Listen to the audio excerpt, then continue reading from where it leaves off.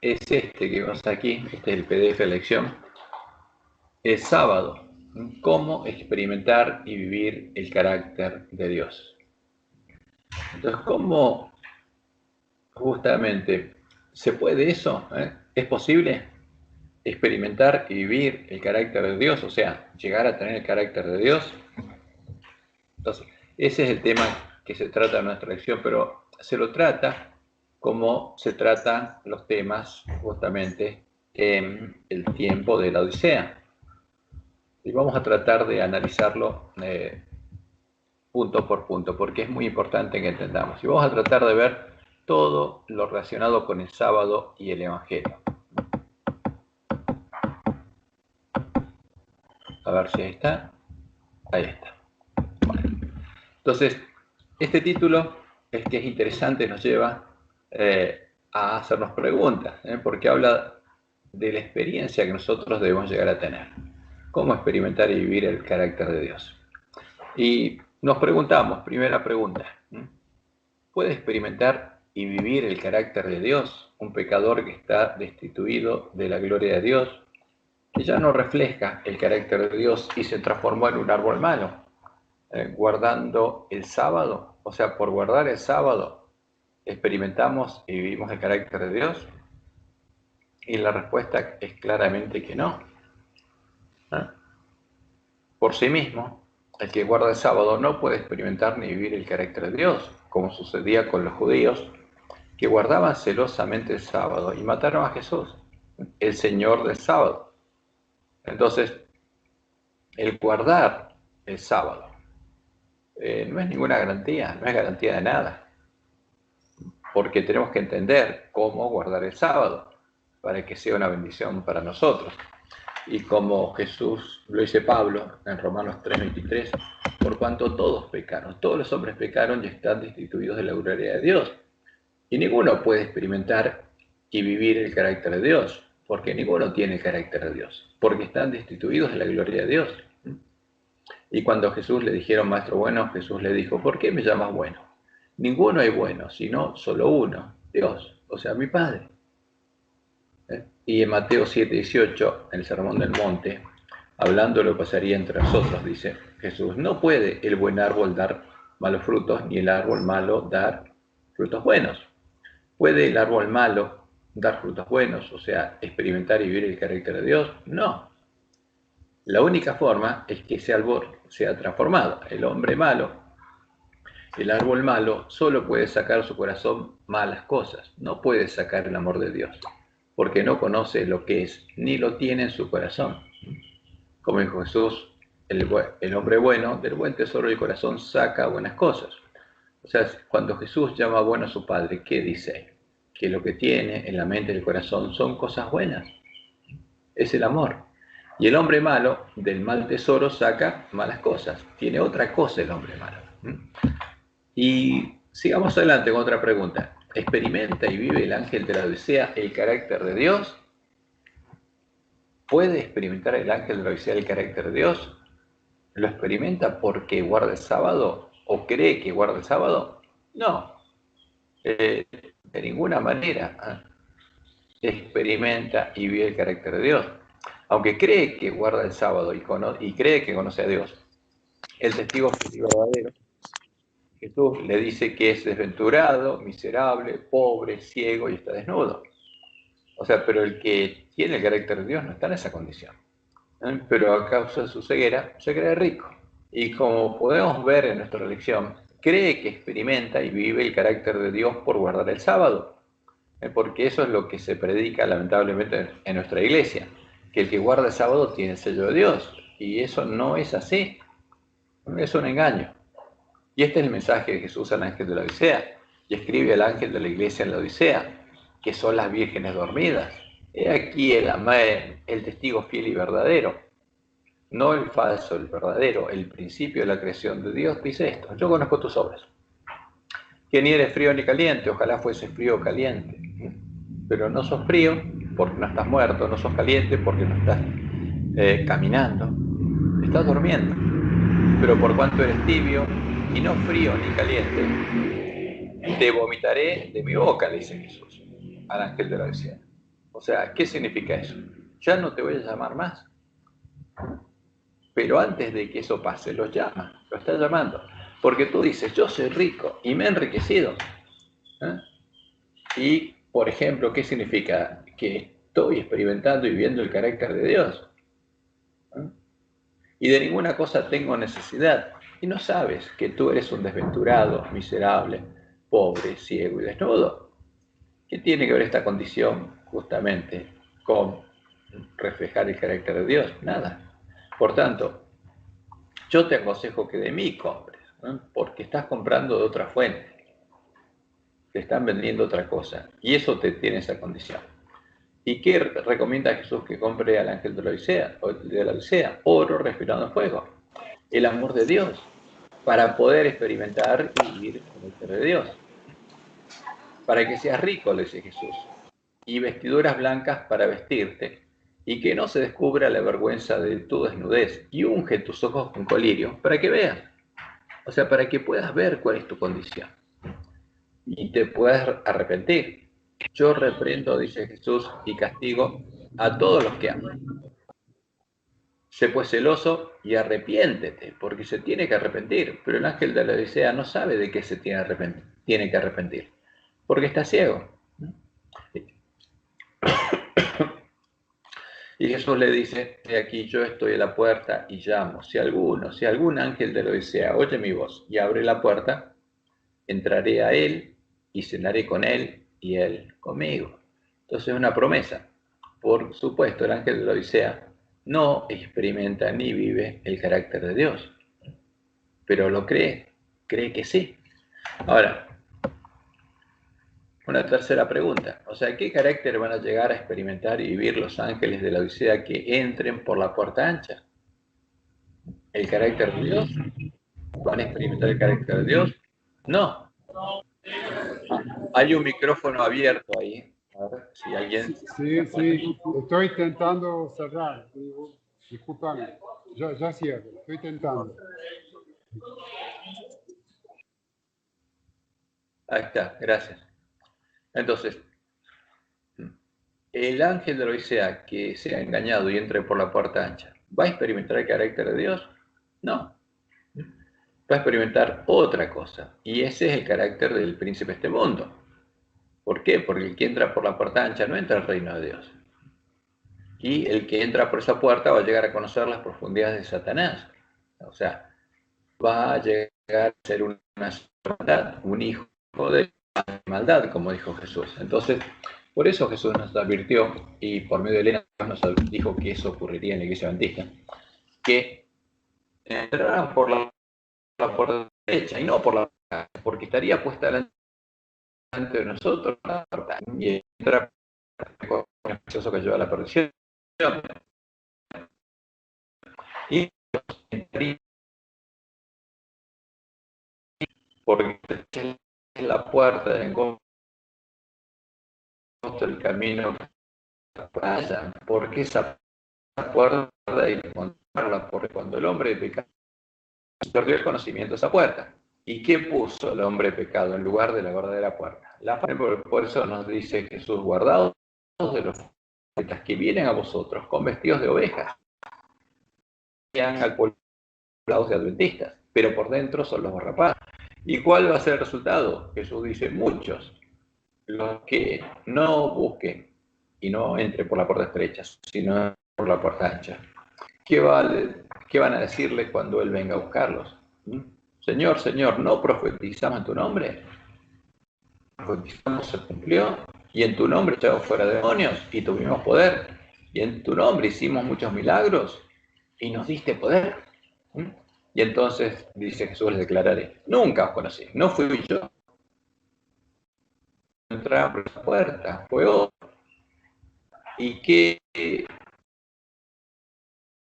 cuál fue el resultado? Se convirtieron en hacedores. Por eso, apartados de mí, hacedores, hijos. Y que lo dice, hay que mostrarle lo que está pasando. O sea, que ahora, la forma en la que el ángel se aprende a vivir el carácter de Dios? Sí, ese es el Evangelio eterno, el Evangelio del Reino de Dios, al que engendrados por Dios como sus hijos. Esa es la del Evangelio que volvería a ser realidad cuando recuperáramos el conocimiento de la verdad por tierra. Empezáramos a entrar por estrella al reino de Dios. Cuando entráramos, por eso el sábado es muy importante y tiene relación con el reino de Dios. Como decía, son hechas nuevas. ¿Para qué? Para que llegue a reflejar el carácter de Dios, para que pueda experimentar y vivir el carácter de Dios. Y todo esto proviene de Dios, quien nos reconcilió consigo mismo por Cristo y nos dio a nosotros el ministerio de la reconciliación. Ahora, el que anda por el camino angosto ejerce el ministerio de la reconciliación. Como Jesús va a buscar a los hermanos y como Dios estaba en Cristo, está morando en el que ejerce el ministerio de la reconciliación. ¿No? Porque Dios estaba en Cristo reconciliando consigo al mundo, no tomándole en cuenta a los hombres sus pecados, dice Pablo, y nos encargó a nosotros la palabra de la reconciliación. Y nosotros tenemos que rogarle a nuestros hermanos que se reconcilien con Dios para que sean salvos. Y esto es lo que dice Elena, Dios le mostró a Elena, que tiene que pasar en la iglesia adventista. Ahora, pero para que eso pase, teníamos una tarea, teníamos una responsabilidad. Un reavivamiento de la verdadera piedad entre nosotros, o sea, la que vivía la iglesia primitiva antes que fuera echada por tierra el lugar del santuario de Dios y la verdad, es la mayor y más urgente de todas nuestras necesidades. El buscar esto debe ser nuestro primer trabajo. Ahora, ¿para qué tendremos que esforzarnos?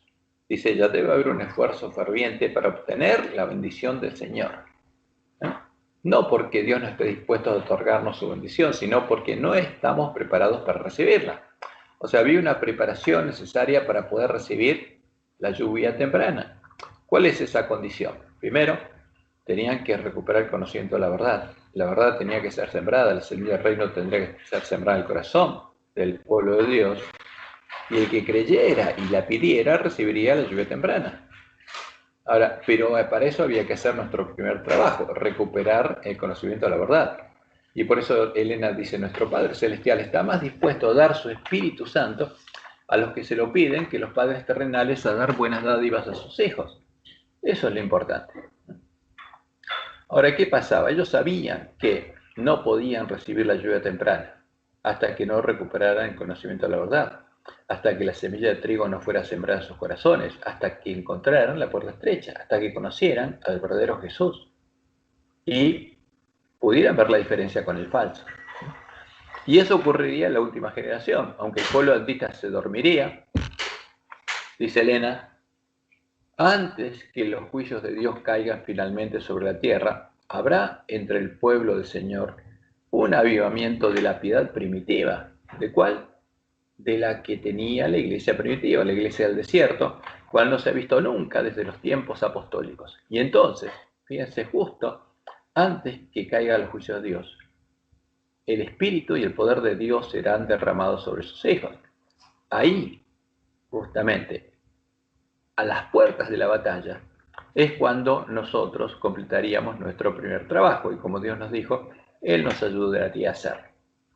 Y cuando completáramos nuestro primer trabajo, nuestra misión sería darles el alimento a tiempo a nuestros hermanos, empezar a sembrar la semilla del reino.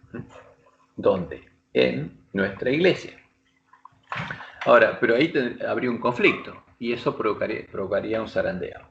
Entonces vamos un poco al origen, porque vamos a el origen del sábado, porque el sábado es muy importante, porque el que no entra en el sábado de Dios, en su sábado, como dice el autor de Hebreos, no puede experimentar y vivir el carácter de Dios. O sea, tiene que entrar en el reposo de Dios y tiene que reposar de sus obras para que Dios lo pueda transformar a imagen de Jesús. Pero vamos a el símbolo. Vamos al sábado en la creación y a las fiestas solemnes de Jehová, porque ahí está definido cuál es el camino y cuál es el evangelio. Y nosotros, para completar nuestro primer trabajo, para recuperar el conocimiento de la verdad, tendríamos, como nos dice Dios en Malaquías capítulo 4, que acordarnos de la ley de Moisés, al cual Dios dio ordenanzas, justamente leyes y ordenanzas para todo Israel. Y nos dice a nosotros que nos acordemos de eso, porque si no, no entenderíamos el Evangelio.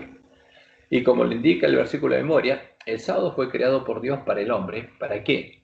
Aún antes de la caída, el hombre pudiera descansar de sus labores y disfrutar en la presencia de Jehová, de la relación con su Dios y Padre. Para eso fue creado el sábado. No para que el hombre durmiera, sino para qué? Para que tuviera otra actividad distinta. Y esa actividad sería una relación con la que disfrutaría con su padre, una relación social con su padre, porque estaría con su padre y su padre lo guiaría y habrá sido hermoso ese primer sábado. Entonces, como leemos en Génesis 2, 1 al 3, fueron pues acabados los cielos y la tierra y todo el ejército de ellos, y acabó Dios en el día séptimo la obra que hizo y reposó el día séptimo de toda la obra que hizo. Y bendijo Dios el séptimo día y lo santificó. Pero fíjense que acá siempre se habla en primera persona porque a Dios en el Antiguo Testamento se lo trata como una persona. Por eso el pueblo judío era monoteísta, porque creía en un solo Dios. Entonces, cuando hay una sola persona que es Dios, eso es monoteísmo. Cuando hay más personas que una que son Dios, eso es politeísmo. Por ejemplo, Zeus engendró a Apolo de su esencia, su sustancia, como Dios de Dios, un Dios engendrado, consustancial a Zeus. Y ahí, por supuesto, cuando un Dios engendra a otro, ya hay dos dioses. Y eso es politeísmo, eso es el paganismo. En cambio, Jehová siempre se presentó como una persona. Y en el relato bíblico vemos que se representa, se habla de que Él acabó, ¿no? Porque el verbo está conjugado en forma singular, en tercera persona singular, ¿no? La obra que Él hizo. Y Él reposó el séptimo día toda la obra que Él hizo. Y Él bendijo. Bendijo Dios el día séptimo y lo santificó. Porque en Él reposó de toda la obra que había hecho en la creación. O sea, que Él había hecho en la creación.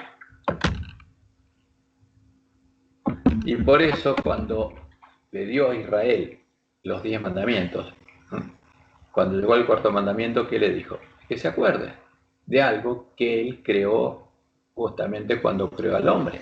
Acuérdate del día de reposo para santificarlo. 6 días trabajarás y harás toda tu obra. Más el séptimo día es reposo para Jehová tu Dios. Entonces la única forma de que el sábado lo guardemos es que sea reposo para Jehová. Y en el sábado nos relacionemos con Jehová, porque para eso fue creado.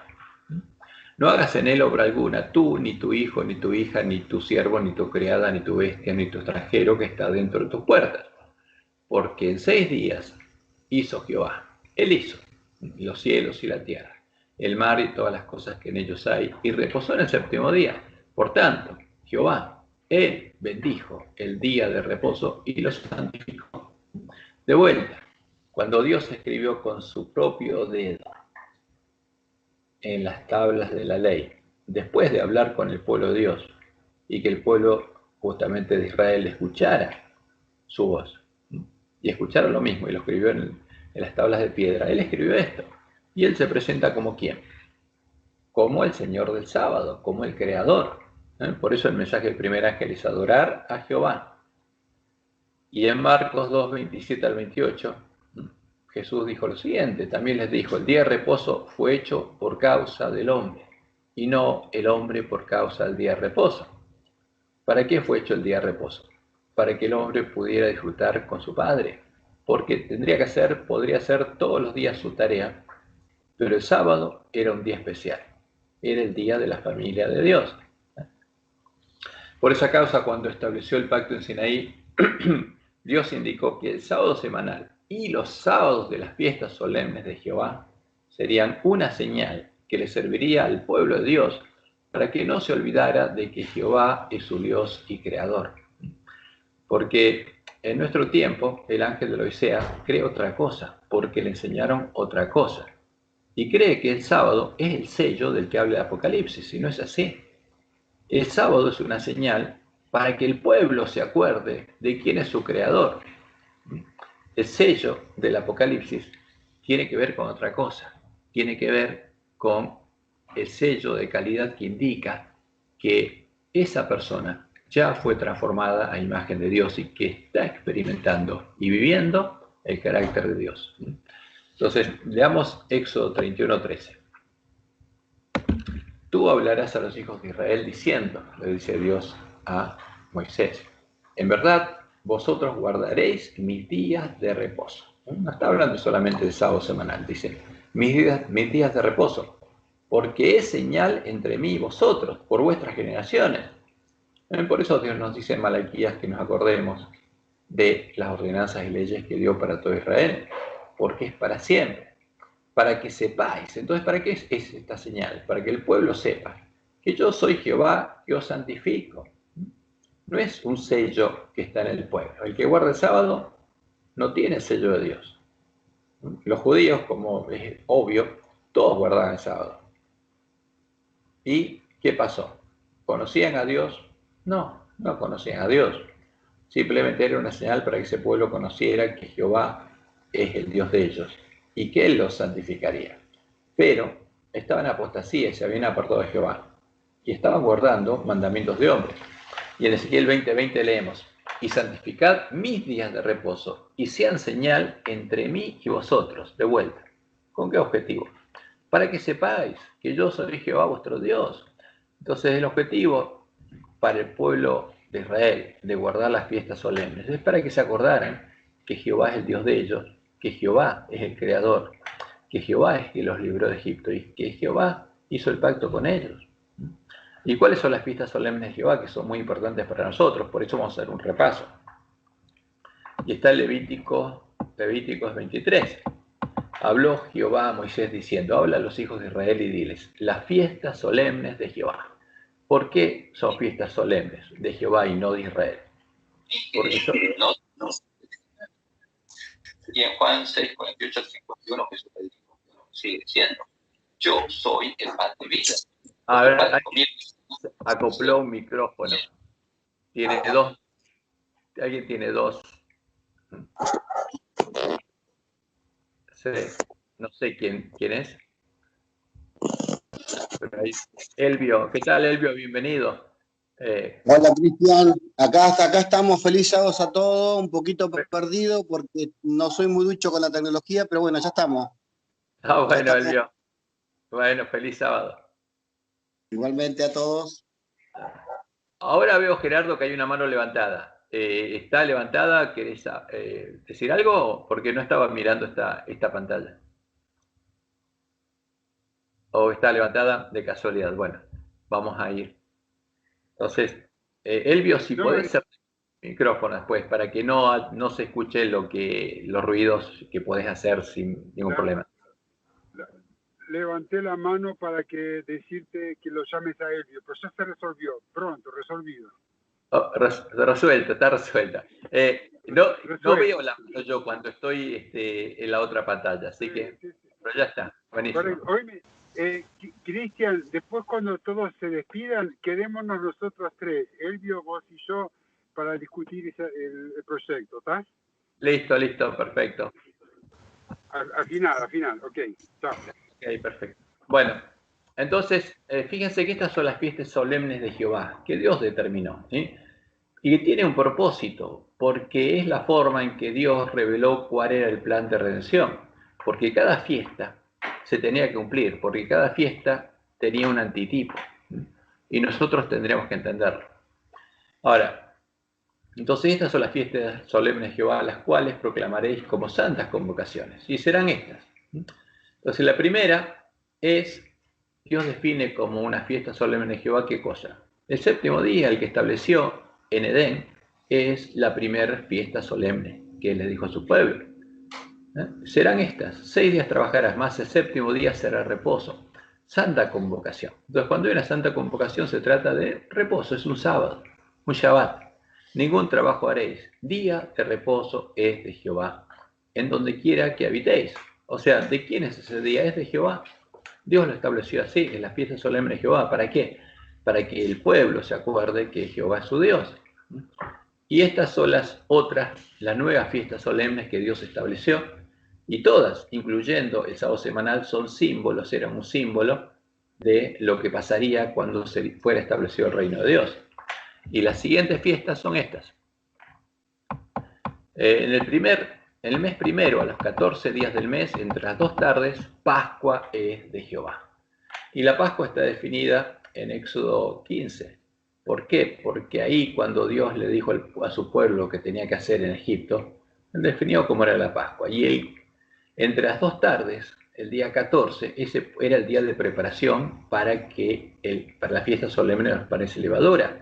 Y el día 14 tenía que morir el corderito, ¿no? Como murió en Egipto. En Egipto, el padre de familia, de cada familia, tenía que tomar la sangre del cordero, tenía que pintar el poste, los postes y el dintel de la puerta de su casa. Tenía que quitar toda la levadura de su casa, y después, una vez que se hubieran limpiado y vestidos con vestiduras limpias y preparados para ser liberados de Egipto, después de la puesta de sol, tenían que comer la cena de Pascua, que era cordero asado con panes sin levadura y hierbas amargas. Entonces, pero la Pascua es el día 14, cuando muere el cordero, ¿no? Que era un tipo del cordero de Dios. Y Jesús murió el día 14 también, el mismo día de la Pascua. Y a los 15 días de este mes es la fiesta solemne de los panes sin levadura a Jehová. Porque enseguida, después del 14, cuando comenzaba el 15, era un sábado. Y empezaba la fiesta solemne de los panes sin levadura, que duraba 7 días. Y era un símbolo, el 7 es de perfección, es un símbolo de lo que tiene que pasar con el pueblo de Dios cuando entra al reino de Dios, que empieza a comer panes sin levadura.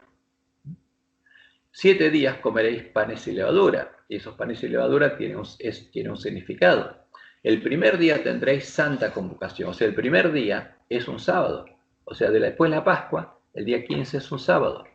Ningún trabajo de siervos haréis, y ofreceréis a Jehová 7 días ofrenda encendida. El 7º día será santa convocación. También será otro sábado, el primer día y el 7º. Y después de eso viene la fiesta de las primicias. Cuando hayáis entrado en la tierra que yo os doy y seguís su mies, traeréis al sacerdote una gavilla por primicia de los primeros frutos de vuestra siega. Y el sacerdote mecerá la gavilla delante de Jehová, para que seáis aceptos. El día siguiente del día de reposo la mecerá.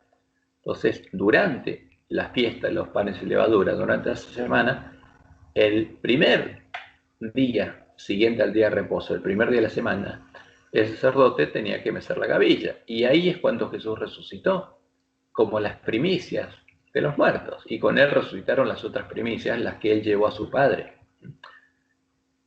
Y contaréis desde el día siguiente al día de reposo, desde el día en que ofreciste la gavilla de la ofrenda mecida, 7 semanas cumplidas serán. Hasta el día siguiente, el 7º día de reposo, contaréis 50 días. Entonces ofreceréis el nuevo grano a Jehová. Porque las primeras primicias eran de cebada y las segundas eran de trigo. Y acá esto también se cumplió, porque aquí llegamos a Pentecostés del año 31. Y era un símbolo que se cumplió en esa fiesta, ¿no? Porque ¿qué pedía Dios? Les pedía que de las habitaciones de ellos le llevaran a él 2 panes para ofrenda, mecida, que serán de 2 décimas de efa de flor de harina, cocidos con levadura. Ahora, en el templo había panes y levadura, y el pueblo de Dios comería panes y levadura, pero en la Pascua, como un símbolo, Dios pedía que le llevaran cada uno de su casa, cocido en su casa, un símbolo de justamente de cada familia, el esposo y la esposa, 2 panes cocidos sin levadura, símbolo del pecado, que es un símbolo del pueblo de Israel, símbolo nuestro, como primicias para Jehová. Ahora, ¿qué hizo Jesús en Pentecostés?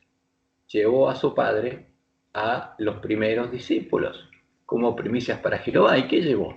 Panes cocidos con levadura. Ahora, Jesús fue el primer pan sin levadura, el primer hombre que no tuvo pecado después de Adán. Y después, lo que tenía sus compañeros eran panes con levadura. Y Jesús les llevó a su Padre panes con levadura. ¿Para qué? Para que los empiece a transformar en los panes de la proposición de Dios. porque la propuesta de Dios está simbolizada por esos 12 panes sin levadura y ungidos con aceite. Porque Dios ungió con aceite a estos panes con levadura y los empezó a transformar hasta que llegaran a ser como Jesús, panes sin levadura. Pero en el camino, ¿qué tenían que hacer? Tenían que comer pan sin levadura. Ya vamos a ver eso, el significado. Entonces, las primicias para Jehová serían panes con levadura. Todos los que entraran al templo de Dios, a la casa de Dios, serían panes con levadura y Dios empezaría a transformarlos en panes sin levadura hasta que pudiera ponerlos en la mesa de los panes de la proposición, símbolo de los hijos de Dios. Y convocaréis en este mismo día santa convocación. Entonces Pentecostés también es un sábado. Ningún trabajo de siervo haréis, estatuto perpetuo en donde quiera que habitéis por vuestras generaciones. Y esa era la fiesta de primavera, y ahora saltamos a la fiesta de otoño, en el 7º mes, porque es un símbolo de cuando termina el plan de redención. Porque cuando viniera el Cordero, empezaría el tiempo cuando se abriría la puerta del reino de Dios, y al final del tiempo de gracia se cerraría. Pero antes que eso pasara, llegaría la fiesta de las trompetas. En el mes 7º, al 1 del mes, tendréis días de reposo, otro sábado, una conmemoración al son de trompeta y una santa convocación. Ningún trabajo siervo haréis y ofreceréis ofrenda encendida a Jehová. Entonces, y era muy importante cuando empezaba el mes 7º, porque ellos tenían que prepararse, porque para que en el día de la expiación fueran perdonados sus pecados de ignorancia, ellos tendrían que haber hecho uso del continuo y tendrían que haber sido perdonados de todos los pecados conscientes. Entonces, tenían tiempo desde que escuchaban la trompeta hasta que terminaba el día 9, porque el día 9 a la puesta del sol acababa el continuo. Y el que no había pedido perdón de sus pecados no podía ser perdonado. Al día de la expiación no se podían confesar los pecados conscientes. Y el que no había confesado sus pecados era borrado del libro de la vida. Eso es lo que Dios enseñaba. Entonces, eso es un símbolo importante, porque eso pasaría en la última generación. Primero habría que tocar trompeta, anunciando que está por llegar el día de la expiación, que el día del juicio de Dios está cerca, y ese es el mensaje del primer ángel. Y en el día y la hora que nadie sabe, se cerraría la puerta, ¿no? Pero el pueblo tendría que estar preparado. Y después de eso, vendría el día de la expiación. Por eso, las trompetas eran muy importantes para el pueblo de Dios.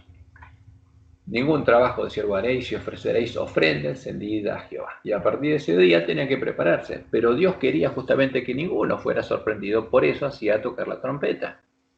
Y a los 10 días de este mes 7º será el día de expiación.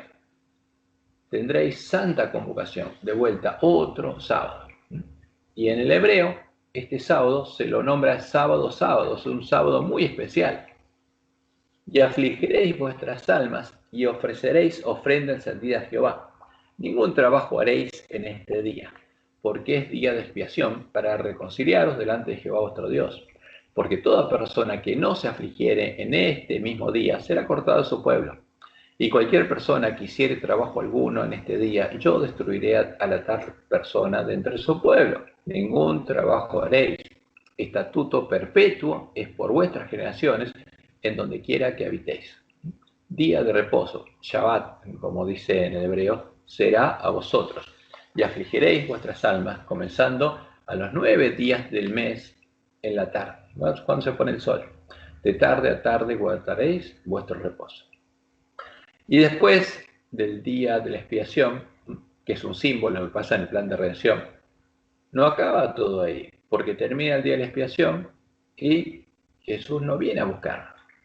Y ese fue uno de los errores de los primeros adventistas, que se enteraron de que el día de la expiación era el día 10 del mes 7, y en ese año hicieron cálculos, les dio el 22 de octubre, pero se olvidaron que ahí Jesús no viene. ¿Cuándo viene?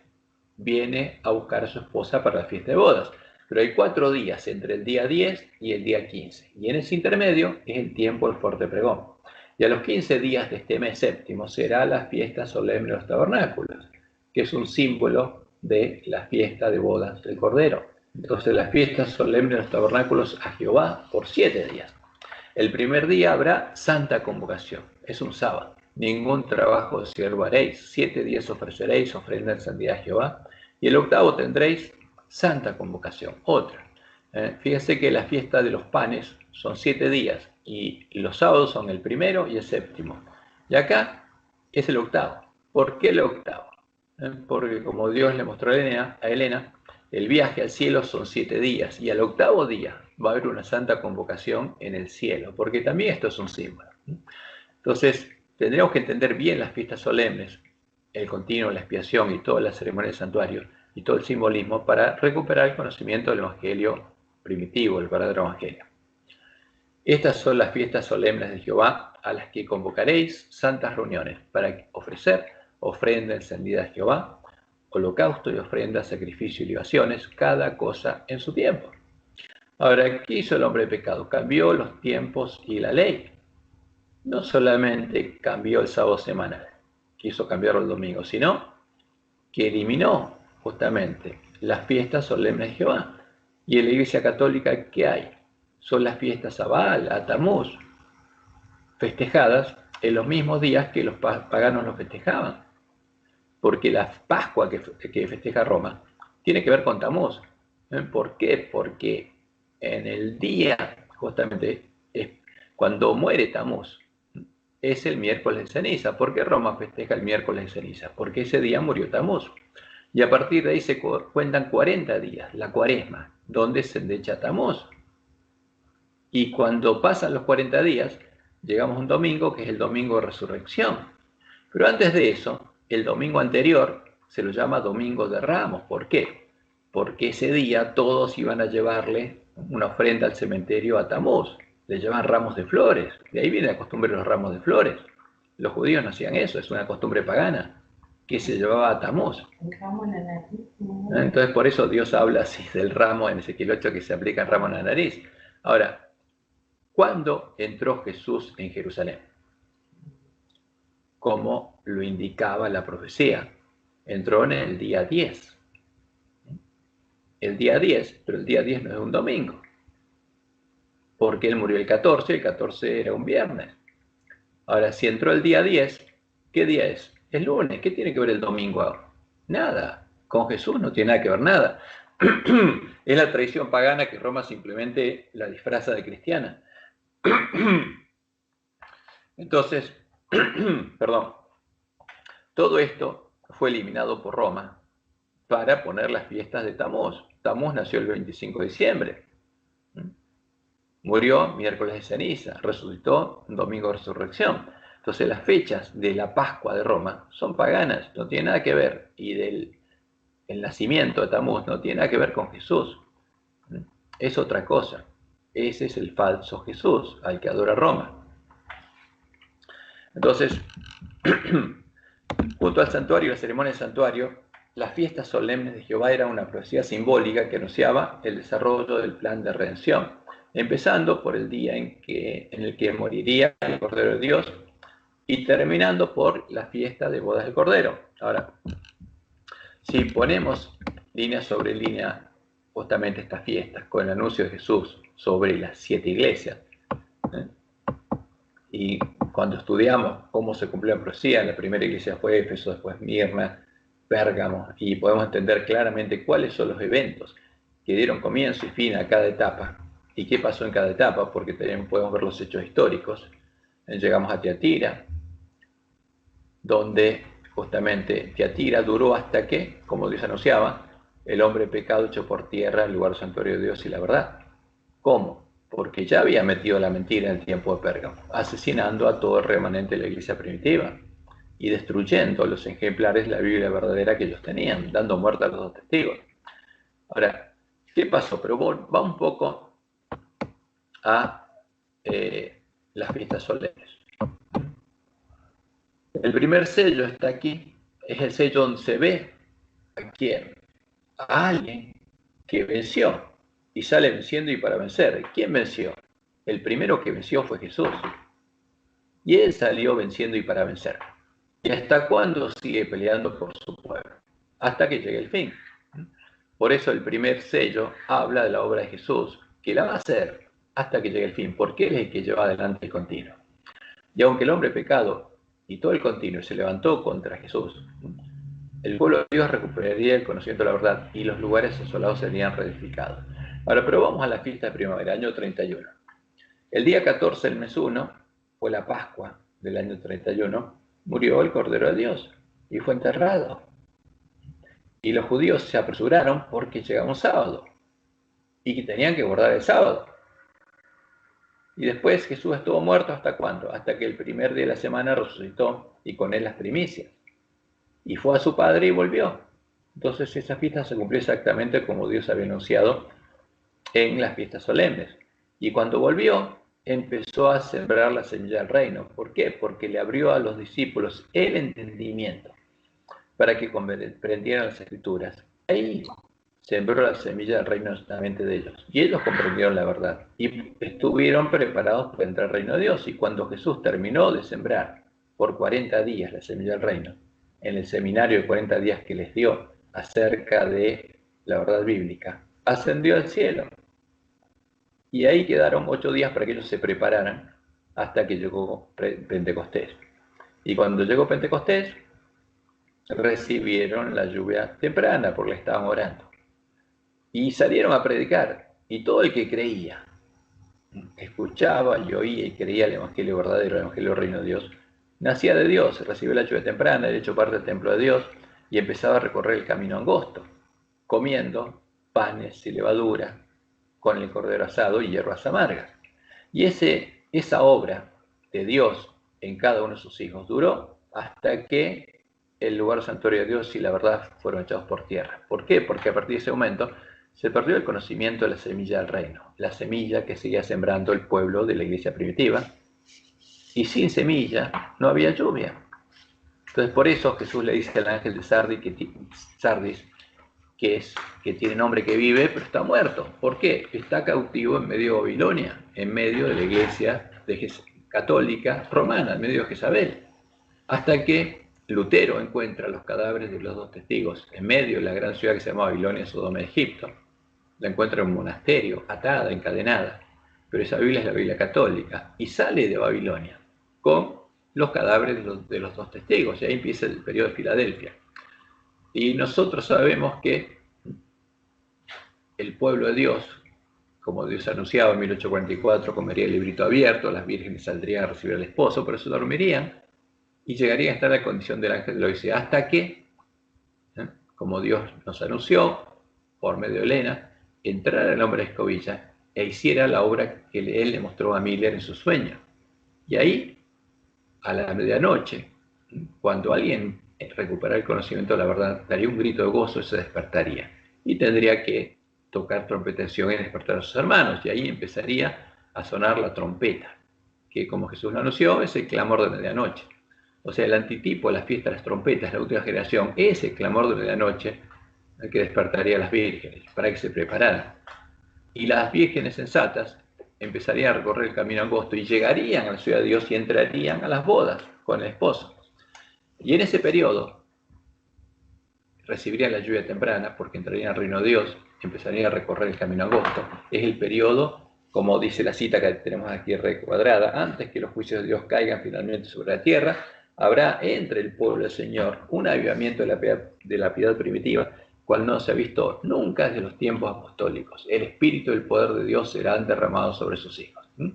¿Por qué? Porque se va a volver a predicar el evangelio eterno, porque ahora hay un ángel que tiene el evangelio eterno. Lo que se perdió, ahora lo recuperó, porque hizo el primer trabajo que Dios le dio al polantista, y lo empieza a predicar, y empieza a sembrar la verdad en la mente de sus hermanos, porque el campo del padre de familia son los corazones de su pueblo, y ahí se tiene que sembrar la semilla del reino.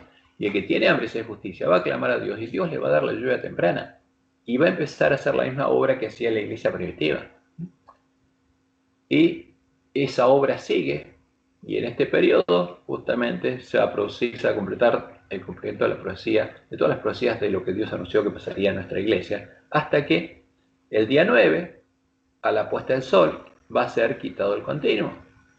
Como dice Daniel 12, ahí es quitado el continuo. ¿Quién lo quita? Dios. ¿Por qué?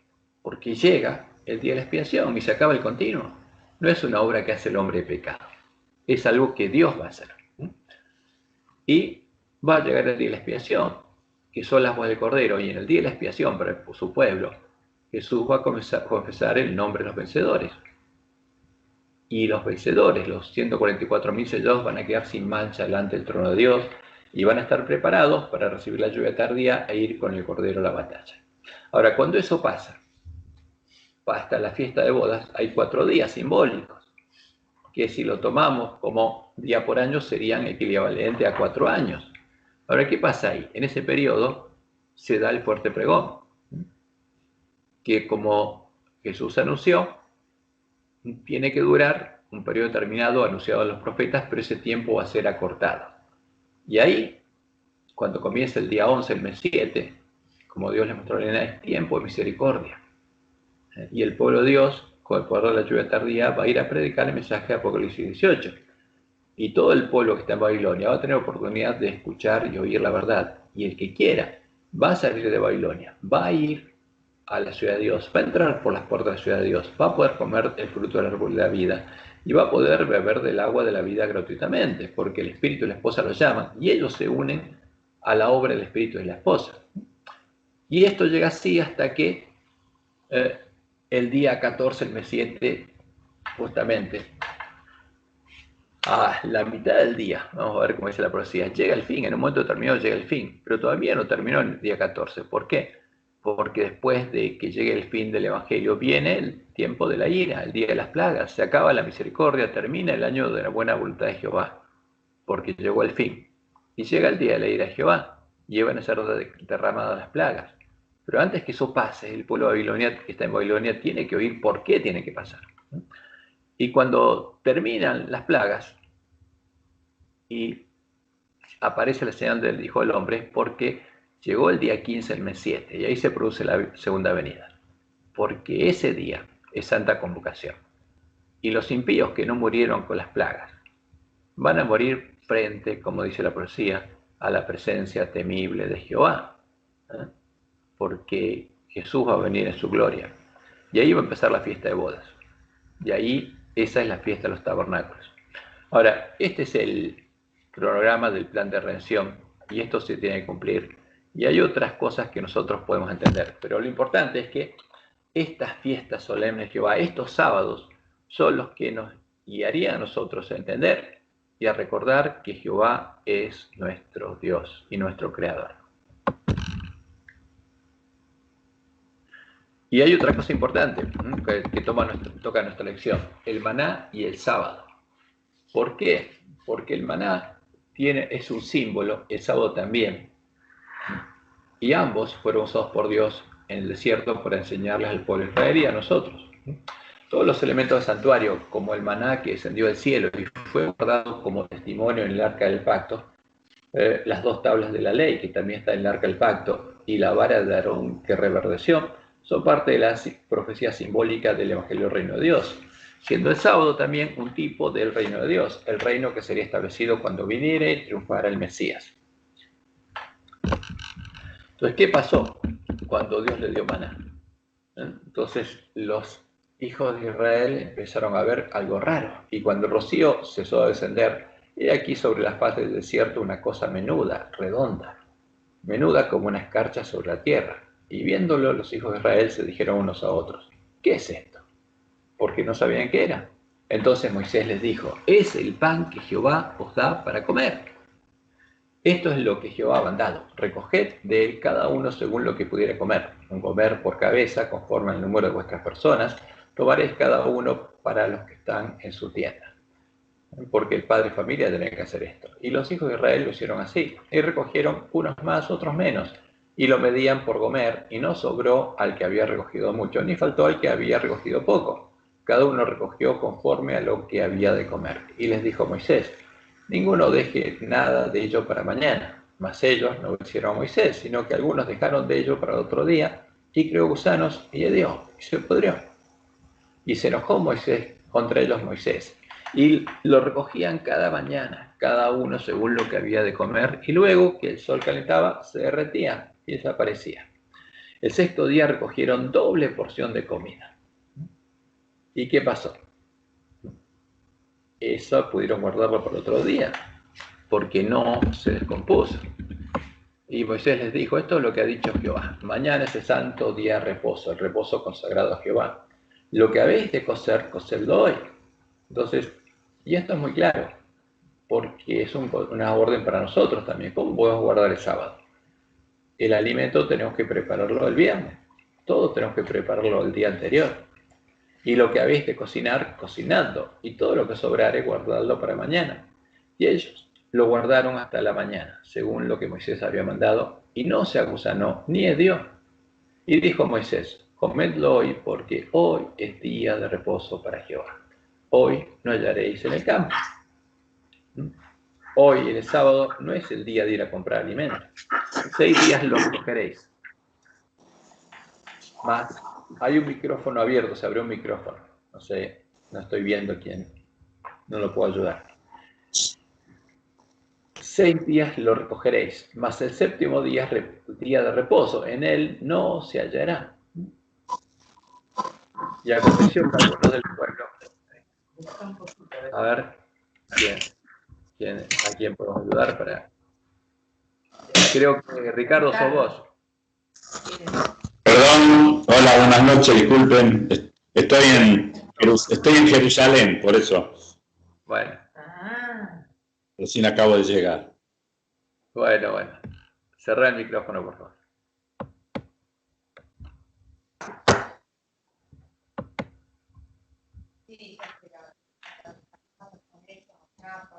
¿Tenés todavía abierto el micrófono, Ricardo? Perdón. Entonces, ¿qué pasó? Los que salieron a recoger el séptimo día no hallaron. Entonces, ¿y qué les dijo Moisés? Mirad que Jehová os dio el día de reposo y por eso en el sexto día os da pan para 2 días. Entonces, Dios que proveyó que en el sexto día tuvieran el doble de maná. Estése pues cada uno en su lugar y nadie salga de él en el séptimo día. Así el pueblo reposó el séptimo día y la casa de Israel lo llamó maná. Y era como semilla de culantro blanco y su sabor como de hojuelas con miel. Ahora, y esto lo hizo Dios antes de darle los mandamientos. Apenas nos llevó al desierto. Y por supuesto el sábado estaba vigente. El día de reposo había sido dado en el Edén. Y el pueblo judío tenía que guardarlo, pero se había olvidado de cómo guardarlo. Y de este modo, Dios le enseñó en forma práctica. Dios le enseñó en forma práctica cómo se guardaba el sábado. Y también puedo sacar algunas enseñanzas de esto. Primero, como Jesús nos enseñó a pedirle a nuestro Padre, cada día Dios le daba a su pueblo el alimento necesario para ese día. No les daba para que amontonara en graneros. Cada día les daba el alimento necesario. Del mismo modo en el que nos daría a nosotros el alimento físico y el alimento espiritual que necesitamos. Como leemos en Mateo 6:11, en la oración modelo, el pan nuestro de cada día, dánoslo hoy. No danos pan para 1 año o 10 años, para llenar el granero. El pan nuestro de cada día, dánoslo hoy. Y la otra cosa interesante es que como los panes y levadura de la fiesta, el maná también es un tipo del verdadero Jesús. El alimento espiritual que Dios le dio a los miembros de la iglesia del desierto y el alimento que prometió darnos a nosotros para justamente que pudiéramos llegar a reflejar plenamente la imagen de Jesús. Y esto se lo daba a ellos para que pudieran ser como los 12 panes de la proposición de Dios a su pueblo, justamente. La proposición del pacto eterno. Y leemos en Juan 6, 32 al 35 y otros versículos de Juan 6, lo que Jesús le dijo a sus hermanos. Y Jesús les dijo, de cierto os digo que no os dio Moisés el pan del cielo. ¿Quién se los dio? Dios se los dio, no Moisés. Mas mi Padre os da el verdadero pan del cielo, porque ese era un símbolo.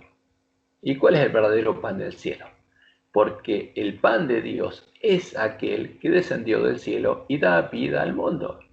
Jesús es el pan del cielo.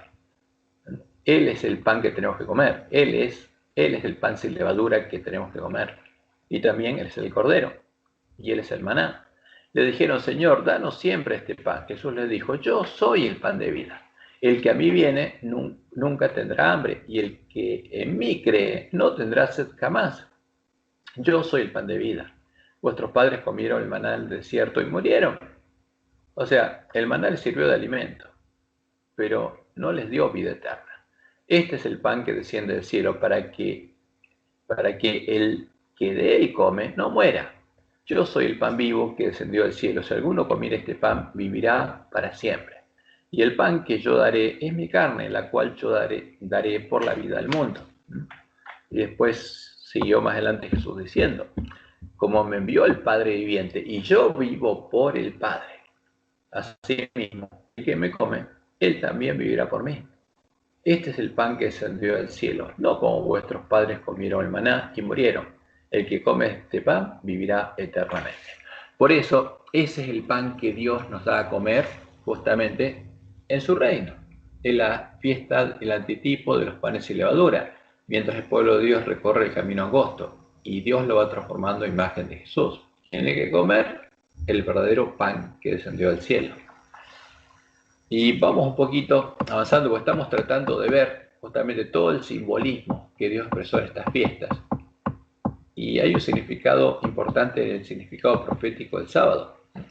Como lo estudiamos la semana pasada, en la epístola a los hebreos encontramos una clara explicación del significado profético del sábado, el sábado semanal y los sábados de las fiestas solemnes de Jehová. Ambos eran un símbolo del reino que Dios establecería entre los hombres, de modo que quienes entraran en él deberían descansar de sus trabajos, de sus obras, fruto del mal tesoro de sus corazones, para empezar a realizar las obras que Dios había preparado para que sus hijos anduvieran en ellas, siguiendo las pisadas de Jesús, el primogénito entre muchos hermanos. Por eso en Hebreos 4 encontramos esta declaración. Temamos, pues, no sea que permaneciendo aún la promesa de entrar en su reposo. ¿Por qué habla de esta promesa? Porque el pueblo de Israel guardaba los sábados, pero Dios había establecido una promesa de entrar en su reposo. ¿Qué significa entrar en reposo? Cuando entraran a la tierra prometida, Canaán, que también es un símbolo del reino de Dios. Y esa promesa era el tipo de la promesa que Dios estableció en el nuevo pacto, de entrar en su reposo. Entonces, no sea que permaneciendo aún la promesa de entrar en su reposo, en su reino, alguno de vosotros parezca no haberlo alcanzado, porque también a nosotros se nos ha anunciado la buena nueva, ¿no? Como a ellos. Pero no les aprovechó el oír la palabra por no ir acompañada de fe en los que la oyeron. Pero los que hemos creído entramos en el reposo, ¿no? Porque el reposo es un símbolo del reino de Dios. Entonces lo que está diciendo el autor de Hebreos es que el que creyó al Evangelio entró en el reposo de Dios, entró en el sábado de Dios, entró en su sábado. De la manera que dijo, por tanto, juré en mi ira, no entrarán en mi reposo. ¿Quiénes no entraron? Los que apostataron a las puertas de Canaán, aunque las obras suyas estaban acabadas desde la fundación del mundo. Porque en cierto lugar dijo así del séptimo día, y reposó Dios de todas sus obras en el séptimo día. Y otra vez aquí, no entrará en mi reposo. Por lo tanto, puesto que falta que algunos entren en él, por eso hay que predicar en el reino de Dios, para que los que faltan puedan entrar. Y a aquellos a quienes primero se les anunció la buena nueva no entraron por causa de desobediencia, otra vez se termina un día, hoy, diciendo después de tanto tiempo por medio de David, como se dijo, si oyereis hoy su voz, si escuchas el Evangelio y oyes la voz de Dios llamándote, no endurezca tu corazón, porque si Josué les hubiera dado el reposo cuando entraron a la tierra prometida, no hablaría después de otro día, porque lo que hizo Dios con el pueblo de Israel cuando entró a reposo en la tierra prometida es un símbolo de lo que pasaría cuando su pueblo entrara a su reino. Por tanto, queda un reposo para el pueblo de Dios, porque el que ha entrado en su reposo también ha reposado sus obras como Dios de las suyas. Entonces, por eso Dios dice y asemeja a su reino al sábado, porque el que entra en su reposo ya no anda en su camino, en su viejo camino haciendo las viejas obras, porque reposa de todo eso, de las obras de maldad, de lo malo que el hombre saca de su corazón, y empieza a recorrer otro camino, y no vuelve más al viejo camino, porque reposó definitivamente esas obras, y Dios no empieza a guiar el camino angosto. Por eso, a su reino, Dios lo asemeja al sábado, y usó el sábado y la entrada de Israel a Canaán como una profecía del que entra a su reino y empieza a recorrer el camino angosto. Como dice Pablo en Efesios 4, 22 al 24, en cuanto a la pasada manera de vivir, despojados del viejo hombre, que está viciado conforme a los deseos engañosos, está corrompido, y renovados en el espíritu de vuestra mente, y vestidos del nuevo hombre, creados según Dios en la justicia y santidad de la verdad. Y en Efesios 2:10, Pablo nos dice que hay algo preparado para nosotros, porque somos hechura suya, los hijos de Dios, los que nacen de Dios, son engendrados de nuevo, y hay una nueva creación, creados en Cristo Jesús para buenas obras, para que ya no andemos en el viejo camino, sino en el nuevo, las cuales Dios preparó de antemano para que anduviésemos en ellas, las obras que Dios había preparado, el camino angosto que había preparado por el que anduvo Jesús, y tienen que andar sus hermanos. En todos los que habían creído al Evangelio y habían entrado en su sábado, Dios estaba trabajando, transformándolos a imagen de Jesús para que pudieran experimentar y vivir su carácter, que es el título de nuestra lección. La única forma de experimentar y vivir el carácter de Dios es recuperar el conocimiento de la verdad y entrar al reino de Dios en su reposo y que Él nos empiece a transformar a imagen de Jesús, como dice Pablo en Romanos 8, 28 al 30. Y sabemos que a los que aman a Dios, todas las cosas les ayudan a bien.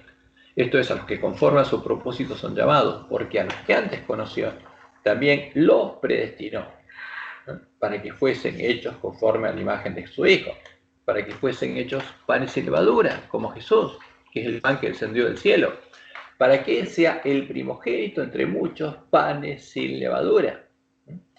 Muchos hermanos, y a los que predestinó, a estos también llamó, y a los que llamó, a estos también justificó, y a los que justificó, a estos también glorificó, porque la gloria de Dios se empezaba a ver en sus hijos.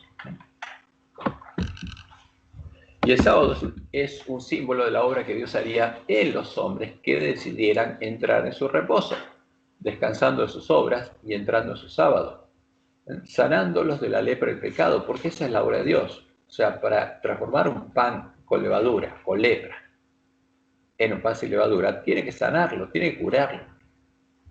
No es justificarlo, es curarlo, quitar el pecado de él, trabajando para sanarlos en su sábado, en su reino. Y para enseñarles la obra que su Padre haría con ellos, Jesús sanaba el sábado. Y como él decía a los fariseos, él y su Padre trabajaban el sábado a favor de sus hermanos, porque Dios es el que los curaba, y es lícito hacer el bien el sábado. Ese es el modo correcto de vivir el sábado, el reino de Dios, haciendo el bien, haciendo las obras que Dios preparó para nosotros. Entonces, vamos un poquito a los capítulos que cita esta lección de Isaías, porque es importante. Ahora, guardar el sábado. ¿Qué significa guardar el sábado? Y la reedificación de los lugares asolados. Porque uno se pregunta, ¿el ángel de la Odisea guarda el sábado? Y la respuesta es que no. ¿Entró el sábado de Dios? No, no entró ahí. ¿Los lugares ya fueron reedificados? No. El ángel de la Odisea no es parte del lugar santuario de Dios. Ese es el problema del ángel de la Odisea, y no lo sabe. Al cumplirse 2300 tardes y mañanas desde que fuera dada la orden para que fuera reedificada Jerusalén, y eso pasó en el 457 a.C., y cuando se cumplieron las 2300 tardes y mañanas, en 1844, desde que fue dada la orden para reedificar Jerusalén, la ciudad que es el tipo del reino de Dios, como Babilonia es el tipo de la ciudad y el reino del dragón. Al pueblo adventista en ese momento le fue dada la misión de recuperar el conocimiento de la verdad echada por tierra, para que los lugares asolados pudieran ser reedificados con los sellados del pueblo de Dios, los adventistas que llegarían a ser las primicias de la esposa del Cordero. ¿Y qué pasó en el tiempo de la apostasía? Se levantó el hombre de pecado, ¿y qué pasó? El reino romano, que está identificado en Daniel 8 como el cuerno, inicialmente pequeño, que creció mucho porque se hizo más grande que Grecia, mucho al sur, hacia África, hacia Egipto, y al oriente, porque venció a Grecia y tomó todo Asia Menor, y hacia la tierra gloriosa, porque tomó todo el territorio del reino griego y se siguió expandiendo. Pero después de que había tomado toda la tierra, ¿qué pasó? Satanás quiso usarlo para combatir con la iglesia de Cristo y para que quisiera tomar el control de la iglesia cristiana. Y el cuerno pequeño se engrandeció hasta el ejército del cielo, hasta el ejército de Dios, hasta el reino de los cielos. ¿Y qué hizo? Y parte del ejército de las estrellas se echó por tierra y las pisoteó, lo empezó a asesinar. La ramera que se sentaba en el monte romano se empezó a embriagar de la sangre de los mártires de Jesús. Aún se engrandeció contra el príncipe de los ejércitos, contra el primogénito entre muchos hermanos, porque este ejército es el pueblo de Dios, el ejército que peleaba con Jesús para salvar a sus hermanos. Y por él fue quitado el continuo. La palabra Jesús es sacrificio, lo agregaron los jesuitas en esta traducción, porque el original no está. Por él fue quitado el continuo. La obra de Cristo fue quitada ¿por quién? Por el Papa. Y el lugar de su santuario fue echado por tierra.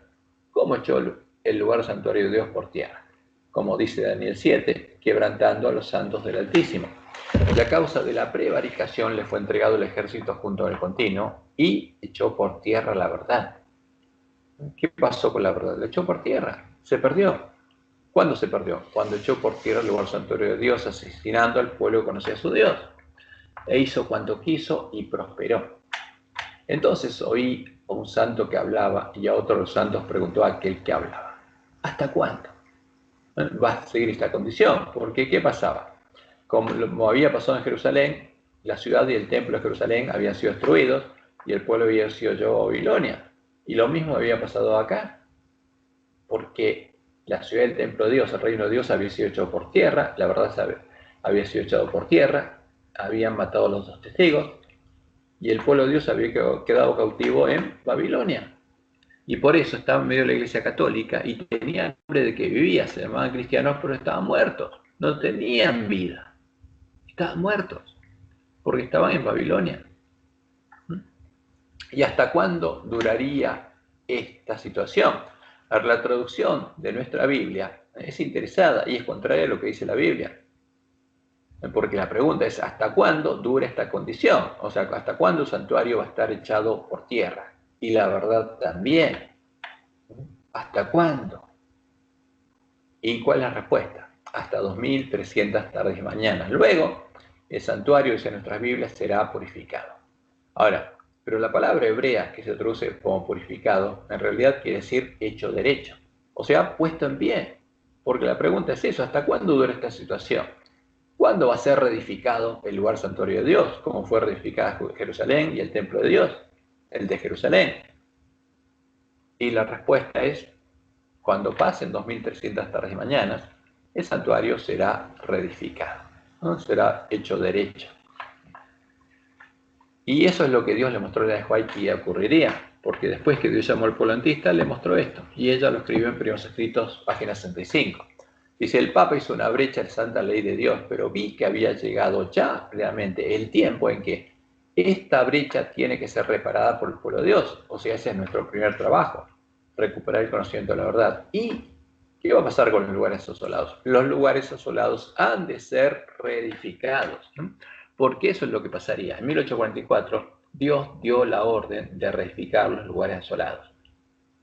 ¿Y a quién se la dio? El pueblo adventista. Y le dijo lo que tenía que hacer para que los lugares asolados fueran reedificados, para que volviera a existir en la tierra un pueblo conociera a su Dios y que fuera parte del reino de Dios, que entrara en su sábado y Dios lo transformara en imagen de Jesús, para que ese pueblo pudiera tener el nombre de Dios escrito en la frente.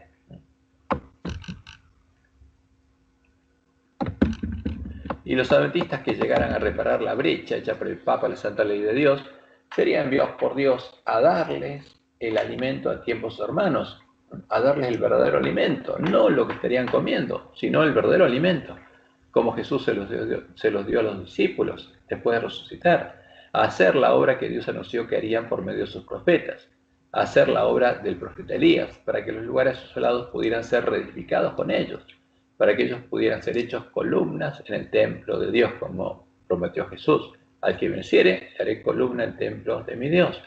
porque el que edifica y reedifica el lugar del santuario de Dios es Jesús. Y en Isaías 58, como cita nuestra lección, aparece el sábado. ¿Pero por qué aparece el sábado? Ahora fíjense, este es un mensaje que hay que dar al pueblo de Dios. Y Dios lo dejó escrito en la profecía de Isaías. Y dice, clama, empieza así, clama a voz en cuello.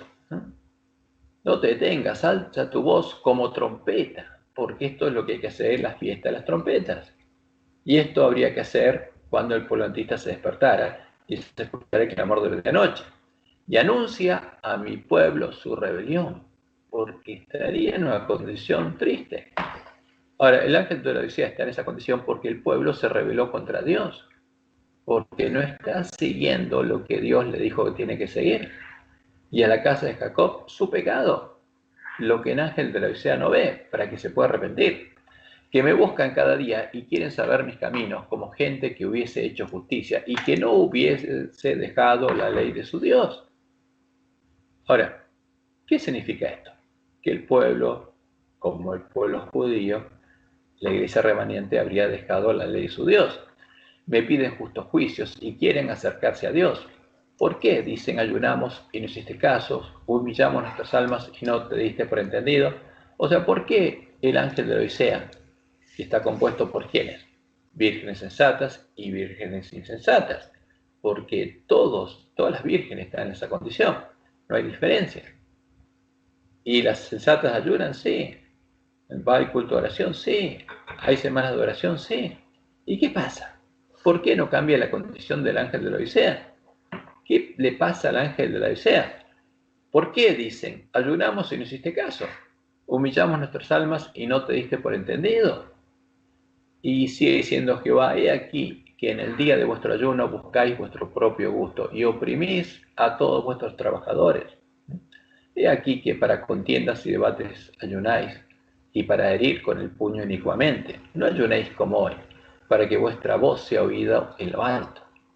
Es tal el ayuno que yo escogí, que de día aflija al hombre su alma, que incline su cabeza como junco y haga cama de silicio y de ceniza. Que se aflija. No, eso es lo que hacen los paganos. ¿Llamaréis a esto ayuno y día agradable a Jehová? Eso no agrada a Dios. Los siervos de Dios, justamente cuando se despertaran, tendrían que darle este mensaje al ángel de la Odisea. Tendrían que darle el testimonio directo que Jesús quiere que sea dado, explicando la razón del mensaje que Jesús le dirige al ángel de la Odisea, para que el ángel de la Odisea pueda ver cuáles son sus pecados. Hay que clamarlo a voz en cuello, pueda arrepentirse, pueda ser perdonado, pueda entrar al reino de Dios por la puerta estrecha y pueda vivir. Ahora, esto es lo que Dios le mostró a Elena que estaría pasando en nuestra iglesia. Está en Periodos Escritos, página 70. Y esto pasaría en tiempo de nuestra prueba. Dice, ya había ángeles de Dios que se apresuraban a auxiliar a cuantos se empeñaban en resistir con todas sus fuerzas a los ángeles malos. ¿Dónde pasaría esto? ¿En la iglesia adventista? ¿En la iglesia adventista estarían los ángeles malos? Sí, Dios nos dijo que sí. Porque los ángeles malos estarían buscando hacer germinar la semilla de la cizaña en nuestros corazones. Porque los ángeles malos son el Espíritu Santo, entre comillas, el falso Espíritu Santo que habita en Babilonia. Y es el que hace germinar la semilla de la cizaña. Pero dice Elena, vi ángeles de Dios, esto es lo que Dios le mostró, que se apresuraban a auxiliar a cuantos se empeñaban en resistir con toda su fuerza a los ángeles malos y procuraban ayudarse a sí mismos, invocando perseverantemente a Dios. Pero nada hicieron sus ángeles por quienes no procuraban ayudarse a sí mismos, por las vírgenes insensatas, y los perdí de vista, y quedaron atrás. Y los ángeles malos los atraparon, ¿no? Y entraron por la puerta ancha, porque cuando nosotros entramos por una puerta es porque un espíritu viene a morar a nosotros. Cuando entramos por la puerta estrecha es que el verdadero Espíritu de Dios viene a morar a nosotros. Y cuando entramos por la otra, no entramos al reino de Dios, entramos a otro lugar. ¿Y qué pasó? Los ángeles malos los atraparon. Dios les mostró esto a Elena. Y estaría pasando el tiempo de prueba de la iglesia adventista. Y dice ella, pregunté cuál era el significado del zarandeo que yo había visto, ¿no? La separación. Que unos seguían un camino y los otros desaparecían de ese camino, porque eran atrapados por los ángeles malos. Y se me demostró que lo motivaría el testimonio directo que exige el consejo que el testigo fiel dio a la iglesia de la Odisea. O sea, ¿qué quiere Dios? Que entendamos cuál es el mensaje a la iglesia de la Odisea, el por qué, cuál es la razón, de qué tiene que arrepentirse el ángel de la Odisea, por qué está en esa condición, y qué tiene que hacer para ser salvo. Y hay que predicárselo, y en forma clara y directa. Dice Elena, moverá este consejo el corazón de quien lo reciba y le inducirá a exaltar el estandarte. ¿Cuál? La bandera que Dios le dio a la iglesia primitiva y a la iglesia adventista. La bandera un blanco puro que dice pureza y santidad a Jehová, y a difundir la recta verdad. ¿Por qué? Porque ese pueblo ya recuperó la verdad. Esto es lo que ocurre en el tiempo y por el sellamiento del pueblo adventista, cuando ya se recuperó el conocimiento de la verdad y está sonando el clamor de medianoche. Algunos, dice Elena, no soportarán este testimonio directo, sino que se levantarán contra él. Y esto es lo que causará un zarandeo en el pueblo de Dios, porque el que se levante contra el testimonio directo del mensaje que Dios le da a la iglesia, y Dios no lo puede proteger, y los ángeles malos lo van a atrapar. Por eso desaparecen del camino. Vi que el testimonio del testigo fiel había sido escuchado tan solo a medias, el solemne testimonio del cual depende el destino de la iglesia. Este es el mensaje que hay que predicar a la iglesia adventista, porque este está dirigido a la iglesia adventista. En cambio, el de Apocalipsis 18 está destinado al pueblo que está en Babilonia. No, el del ángel de Odisea se refiere a la iglesia remanente. El solemne testimonio del cual depende el destino de la iglesia se tuvo en poca estima cuando no se lo menospreció por completo. Ese testimonio ha de mover a profundo arrepentimiento. Por eso Jesús le dice al ángel de la Odisea que unja sus ojos con colirio para ver qué está pasando y se arrepienta cuando vea. Todos los que lo reciban sinceramente lo obedecerán y quedarán purificados. Y entonces Dios sigue hablando en Isaías 58, diciendo lo siguiente: no es más bien el ayuno que yo escogí desatar las ligaduras de impiedad, porque esa es la misión del pueblo de Dios. O sea, cuando despierta a sus hermanos y los libra del engaño, el conocer la verdad los hace libres y desata las ligaduras con las que los estarían atando. Porque algo pasó en la iglesia adventista, algo habría pasado mientras el pueblo dormía, que el pueblo de Dios estaría siendo atado con errores. O sea, desatar las ligaduras de impiedad, soltar las cargas de opresión y dejar ir libres a los quebrantados y que rompáis todo yugo. Eso es lo que Dios quiere. No es que partas tu pan con el hambriento, que le des el alimento a tiempo a tus hermanos y a los pobres errantes albergues en casa, que cuando veas al desnudo lo cubras. ¿Quién está desnudo? El ángel de la Odisea. Y no te escondas de tu hermano, sino que vayas a buscarlo. Esta obra es un símbolo de la obra que harían quienes, los siervos fieles, dándoles el verdadero alimento a tiempo a sus hermanos.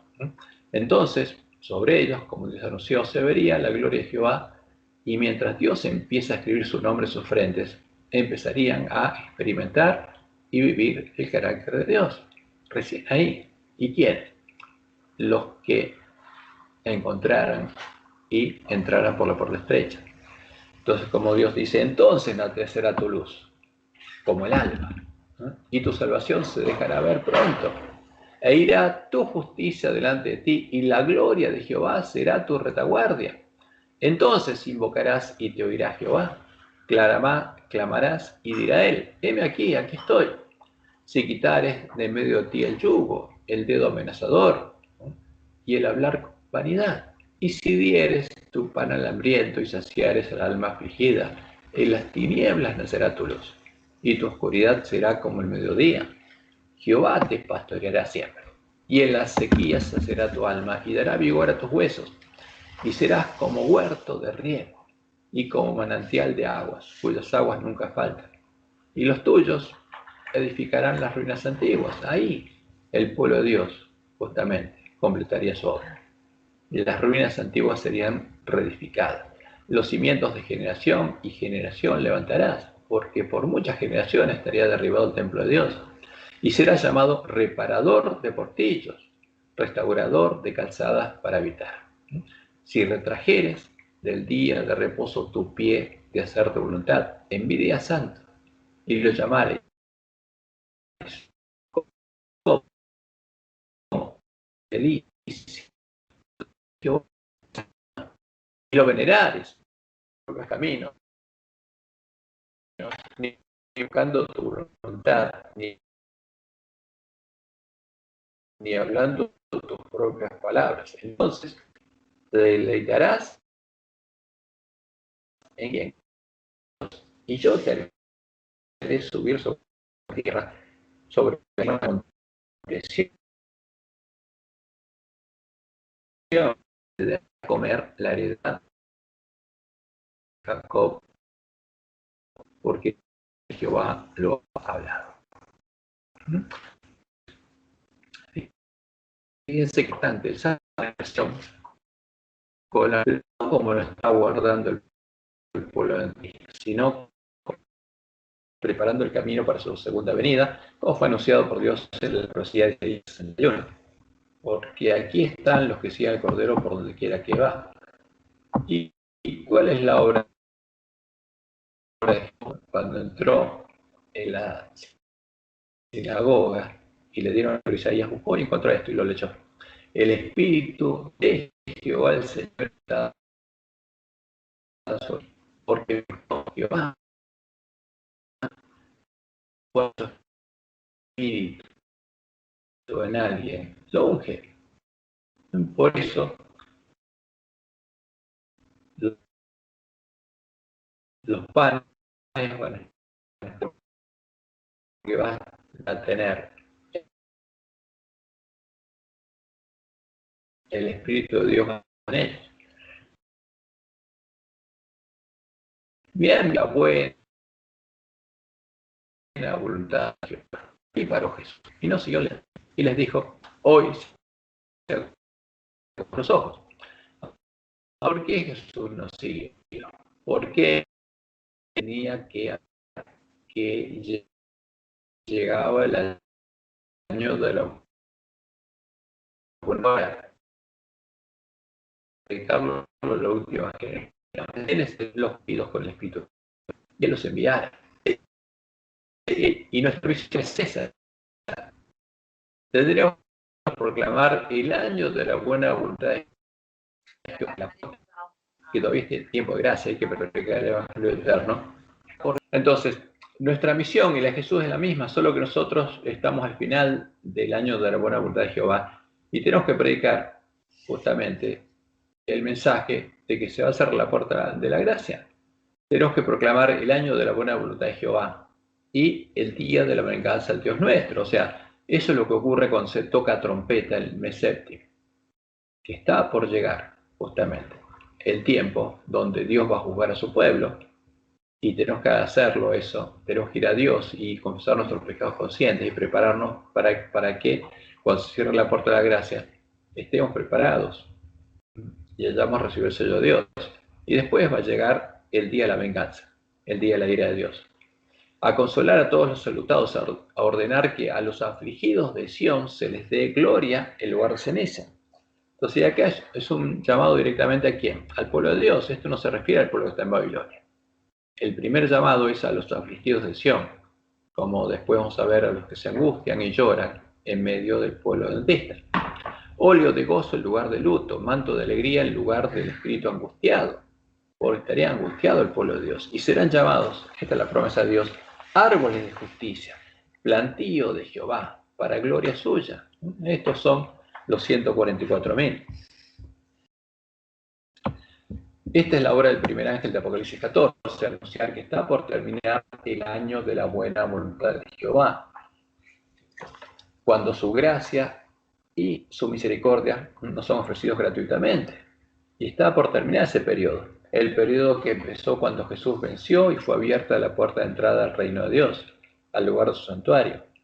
Los lugares asolados los lugares que fueron asolados por Babilonia, y que tenemos que anunciar. Ya tenemos que anunciar que está por llegar el día de la venganza del Dios nuestro, el día cuando ya no va a haber misericordia para los que la hayan rechazado. Y esta obra debe empezar por los afligidos de Sión, los que en su pueblo se angustien y lloren al ver lo que está sucediendo en medio de Jerusalén, en medio de la iglesia remanente, en el tiempo de pruebamiento de la última generación.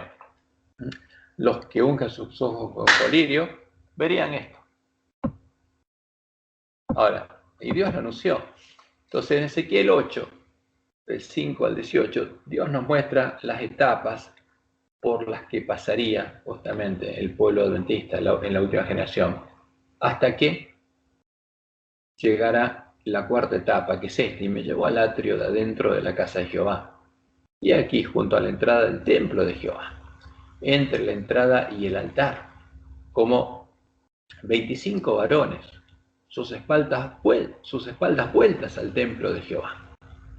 Porque, como el hombre pecado, de Dios sus padres no harían caso. Y sus rostros hacia el oriente, y adoraban ¿a quién? Al sol, al Dios de Babilonia, al Dios del hombre pecado, postrándose hacia el oriente. Y me dijo, ¿no has visto, hijo de hombre? ¿Es cosa liviana para la casa de Judá hacer las abominaciones que hacen aquí?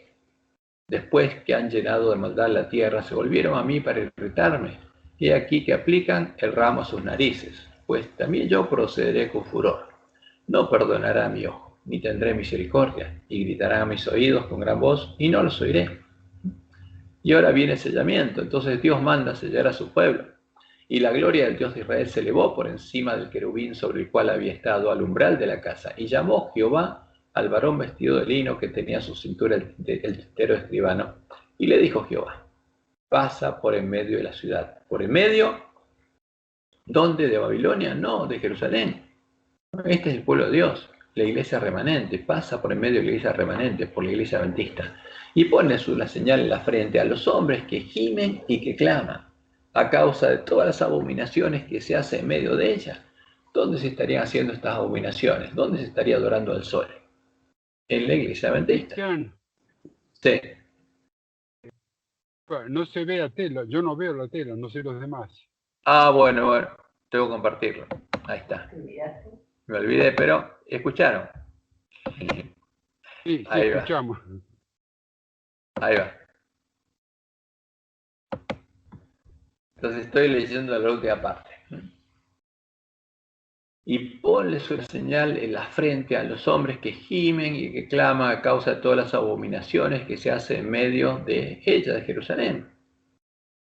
Comenzaron pues desde los varones ancianos que estaban delante del templo. Ahora, y esto es muy importante. ¿Por qué? Porque nosotros tenemos que darle el alimento a tiempo a nuestros hermanos. ¿Y por dónde tenemos que comenzar? Por todo el que tiene hambre de justicia, pero especialmente tenemos que preocuparnos por los varones ancianos que están delante del templo. ¿Por qué? Porque la vida de ellos está en peligro. Y tenemos que darle el alimento a tiempo a todos nuestros hermanos. Ahora, ¿por qué estarían adorando al sol, postrándose al oriente? Porque los lobos habrían venido a nuestra iglesia. Y los lobos adoran al sol, vienen de Babilonia. ¿Y qué habrían puesto en nuestra iglesia? La mesa, donde está la comida y la bebida de los borrachos. Y estarían haciendo que nuestros varones ancianos coman de esa mesa y le den al pueblo de esa mesa. Ese es el tema. Eso es lo que Dios anunció. Y Elena es muy clara. Y en el tercer tomo de Testimonios, refiriéndose al sellamiento del pueblo de Dios, dice, notemos con cuidado este punto. Aquellos que reciben la marca pura de la verdad, que el Espíritu Santo estampó en ellos, son los que se angustian y lloran por todas las abominaciones que se cometen, ¿dónde? En la iglesia. Ellos sabían que era la iglesia, porque no es Babilonia, es Jerusalén. Y la próxima cita dice especialmente la obra final de la iglesia, en el tiempo del sellamiento de los 144.000, que son adventistas del séptimo día, son los vencedores de la iglesia adventista, que permanecerán sin mancha ante el trono de Dios, sentirán más profundamente los errores del pueblo elegido de Dios. Eso estaría pasando en la iglesia adventista. Ahora, eso es lo que tiene que ver el ángel de la Odisea, para arrepentirse, pero para verlo tiene que ungir sus ojos con colirio, tiene que clamar al que le puede dar sabiduría y mostrar qué está pasando. Pueden experimentar y vivir el carácter de Dios los varones ancianos que adoran al sol, a Baal, al dios de Jezabel y de la gran Babilonia, comiendo y bebiendo de la mesa de los borrachos, y los que se alimentan de la misma comida y bebida. Pueden experimentar y vivir el carácter de Dios. Y lamentablemente, si no se arrepienten y se vuelven a Jehová, sí lo van a experimentar y lo van a vivir. ¿Cómo? Pero ¿qué van a vivir? El carácter del Dios al que adoran. Eso es lo que Dios nos advierte. Van a experimentar y vivir el carácter del Dios al que eligieron adorar, el Dios de la Gran Babilonia. Van a llegar a conocer sus profundidades y van a recibir su marca. Si no se vuelven sus caminos, y ser hechos parte de la sinagoga de Satanás.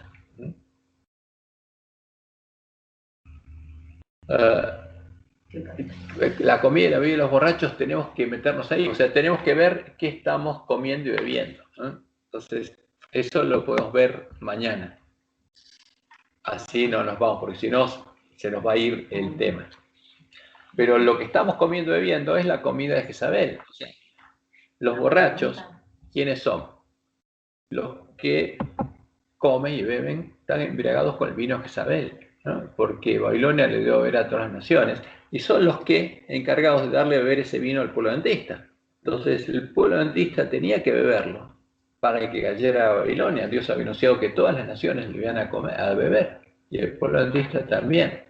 ¿Quién se lo daría a beber? Los lobos que vendrían a nosotros vestidos de ovejas. Después vamos a ver cuál es ese vino, porque nuestra misión es explicar cuál es ese vino. Ahora estamos viendo un poco lo que pasaría con nosotros, la profecía. Entonces, ese problema, si no se vuelven sus caminos, van a ser hechos parte de la sinagoga de Satanás. Como Dios les mostró a Elena, los ángeles malos lo van a atrapar y lo van a hacer parte de su habitación. En cambio, con los afligidos de Sión serán reedificados los lugares asolados, como leemos Isaías 61, del 4 al 5. Reedificarán las ruinas antiguas. ¿Quiénes? Los que hagan la obra que hacía Jesús. Y levantarán los asolamientos primeros y restaurarán las ciudades arruinadas, los escombros de muchas generaciones. Y extranjeros apacentarán vuestras ovejas. ¿Y esto cómo es? Porque el pueblo de Dios hace esta obra. Y después dice, y extranjeros apacentarán vuestras ovejas. Y los extraños serán vuestros labradores y vuestros viñadores. ¿Qué pasa acá? Ahora, esto es interesante porque esta es una referencia a los obreros de la hora undécima. Cuando, después de que los lugares asolados hayan sido reedificados, el espíritu y la esposa llaman al pueblo de Dios a salir de la gran Babilonia. Entonces, porque estos ya no son del pueblo de Dios, sino que es pueblo de Dios que está en otro lado. Leemos en Apocalipsis 22, 14 y 17. Bienaventurados los que lavan sus ropas para tener derecho al árbol de la vida y para entrar por las puertas en la ciudad. Son los llamados a entrar en la ciudad. Y el espíritu y la esposa dicen, ven. Ahora, ¿qué significa esto? Hay esposa. ¿Y por qué hay esposa? Porque Jesús confesó el nombre de los que son parte de la esposa en las bodas. En cambio, el pueblo que está en Babilonia todavía no lo confesó, porque todavía tiene que vencer. Y el espíritu de la esposa, la iglesia triunfante, los 144.000 dicen, ven. ¿Y qué pasa? Y el que oye se une al trabajo, es el obrero de la hora undécima y diga, ven. Por eso dice, extraños apacentarán vuestras ovejas. Y el que tiene sed, venga. Y el que quiera, tome del agua de la vida gratuitamente. Y sigue la profecía de Isaías 61, porque es la obra que empezó Jesús y tenemos que terminar. Es la obra del mensaje que tiene que predicar el pueblo adventista. Y vosotros seréis llamados sacerdotes de Jehová, ministros de nuestro Dios seréis llamados. Comeréis las riquezas de las naciones. ¿Por qué? Porque el pueblo de Dios que está en esas naciones va a salir. Y con su gloria seréis sublimes. En lugar de vuestra doble confusión y de vuestra deshonra, os alabarán en sus heredades, por lo cual en sus tierras poseerán doble honra y tendrán perpetuo gozo. Porque yo, Jehová, soy amante del derecho, aborrecedor del latrocinio para holocausto. Por tanto, afirmaré en verdad su obra y haré con ellos pacto perpetuo. Y la descendencia de ellos será conocida entre las naciones, y sus renuevos. Esto se refiere al pueblo que salga de Babilonia y entre por la puerta estrecha. Y sus renuevos en medio de los pueblos, todos los que lo vieren reconocerán que son linaje bendito de Jehová.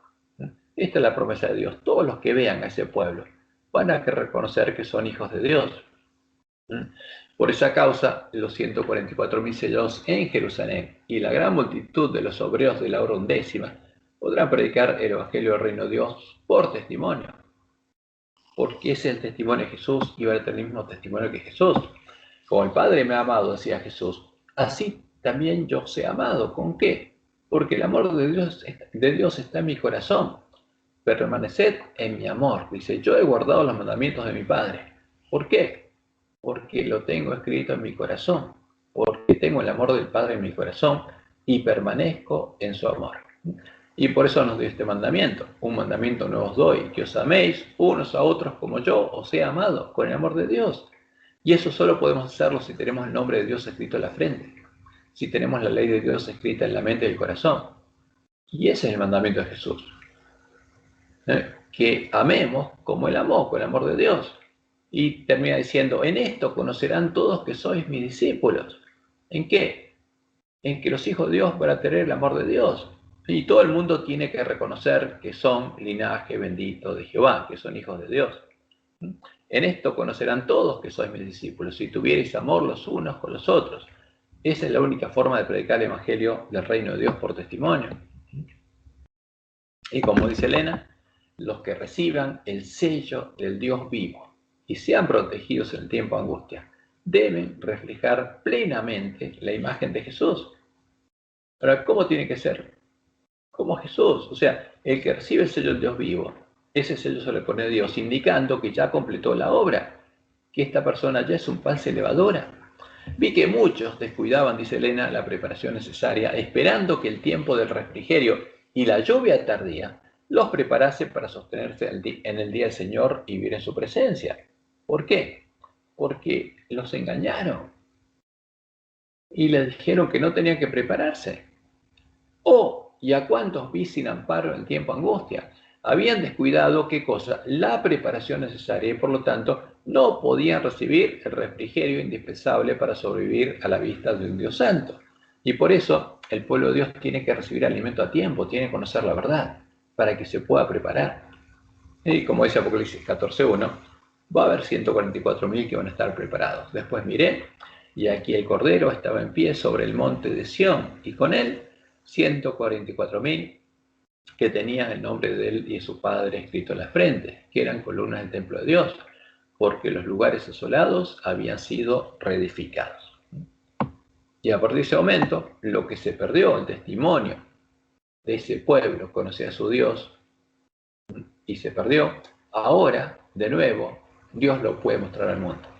Y viene la declaración, aquí está la paciencia de los santos, los que guardan los mandamientos de Dios, porque los tienen escritos en la mente del corazón y tienen la fe de Jesús. Y como tienen la fe de Jesús, van a tener el testimonio de Jesús. Y al empezar el tiempo de angustia, dice Elena, fuimos henchidos del Espíritu Santo cuando salimos a proclamar más plenamente el sábado, cuando reparamos la brecha y entendimos lo que teníamos que predicar, porque el sábado es el Evangelio del Reino de Dios. En la profecía es el símbolo del Evangelio del Reino de Dios. Y salimos a proclamar más plenamente el sábado del Evangelio eterno, por testimonio. Y como dijo Jesús en Mateo 24:14, eso es lo que tenemos que predicar. Y será predicado este Evangelio del Reino, el Evangelio del Reino de Dios, en todo el mundo, para testimonio a todas las naciones. Y entonces vendrá el fin. ¿Y cuál es el resultado? Aquí está el fruto de la obra del pueblo de Dios, en el fuerte pregón. Yo vi como la voz de una gran multitud, la gran multitud que salió de Babilonia, como el estruendo de muchas aguas y como la voz de grandes truenos que decían, aleluya, gloria a quién, a Jehová, porque el Señor, nuestro Dios Todopoderoso, reina. ¿Dónde? En ellos. Porque los hizo parte del reino de Dios. Dios estuvo reinando en ellos y los preparó. Gocémonos y alegrémonos y démosle gloria porque han llegado las bodas del Cordero. Ya está. Va a llegar justamente las bodas del Cordero para el pueblo que está en Babilonia. Y su esposa se ha preparado, está preparado. La gran multitud está preparada también. Y a ella se le ha concedido que se vista de lino fino, limpio y resplandeciente, porque el lino fino es las acciones justas de los santos. Ya son panes y levadura. No solamente hay 144.000, sino hay una gran multitud que es parte de la esposa del Cordero. Y el ángel me dijo, escribe, bienaventurados, ¿quiénes? Esta es la bienaventuranza para quienes, no para el que lee y oye y guarda, por eso es la misión del pueblo adventista. El pueblo adventista es el que tiene que leer y oír y guardar las palabras de la profecía, si no, Bienaventurados los que son llamados a la cena de la boda de Cordero, los que son llamados por el Espíritu y la esposa. Y oyen el llamado y se unen al Espíritu de la esposa. Y al final del camino angosto son hechos parte de la esposa. Y me dijo, estas son palabras verdaderas de Dios. Y esta es la razón por la cual el Evangelio eterno será predicado por el testimonio que se podrá ver en los hijos de Dios, los que tienen la fe de Jesús y el testimonio de Jesús, porque tienen el nombre de Dios y el Cordero escrito en sus frentes, porque la gloria de Jehová se ha vuelto a ver sobre ellos. Y son las primicias que están viviendo en su sábado, que están experimentando y viendo el carácter de Dios. Porque solo lo van a vivir los 144.000.